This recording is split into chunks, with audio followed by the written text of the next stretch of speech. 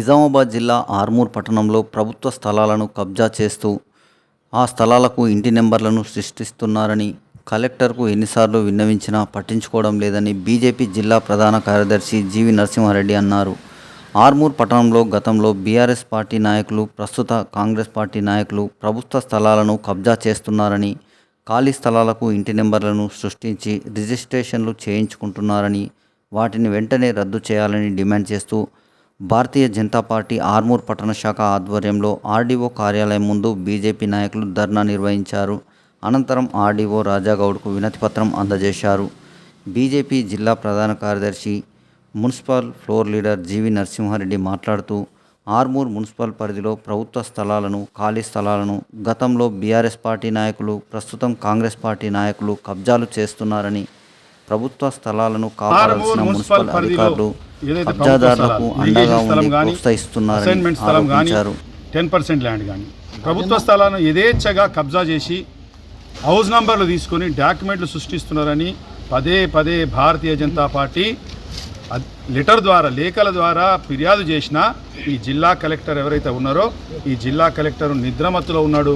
కేవలం ప్రజల నుండి పన్నులు చెల్లించిన దాని నుంచి జీతాలు తీసుకొని సకల సౌకర్యాలు పొందుతూ కేవలము ఏదైతే అక్రమాలు జరిగినాయంటే మాత్రము నిద్రమత్తులో ఉంటున్నాడు.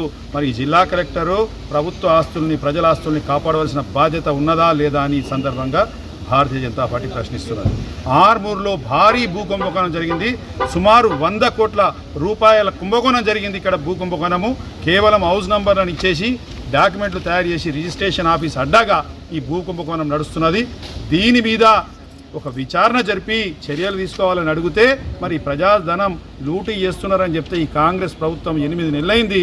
కానీ ఎక్కడ కూడా ఈ కాంగ్రెస్ ప్రభుత్వం, సుదర్శన్ రెడ్డి గారు ఒక ఎమ్మెల్యేగా ఉండి నేను మంత్రిని అవుతాను అనుకుని ఆర్మూర్ వస్తున్నాడు. కానీ మరి అవినీతి మీద భూ కబ్జా జరిగింది సారు అంటే ఎక్కడ ఏం మాట్లాడాడు, ఎక్కడికి వెళ్ళి నాకు మంత్రి పదవి వస్తే చాలు అని అనుకునే రీతిలో ఈ సుదర్శన్ రెడ్డి వ్యవహారం ఉన్నది. మరి ఆర్మూర్ ప్రజల సొమ్ము ఇది. ఆర్మూర్ ప్రజల సొమ్ము అప్పనంగా దోషేస్తున్నారు పట్టపగలు. ఎవరో చిన్నగా వెహికల్ ఒక వెహికల్ డాక్యుమెంట్ లేకుంటే అలా వెహికల్ల పేరు మీద పోలీసు వాళ్ళు హెల్మెట్ పెట్టకుంటే భయోందనలకు గురి చేస్తున్నారు.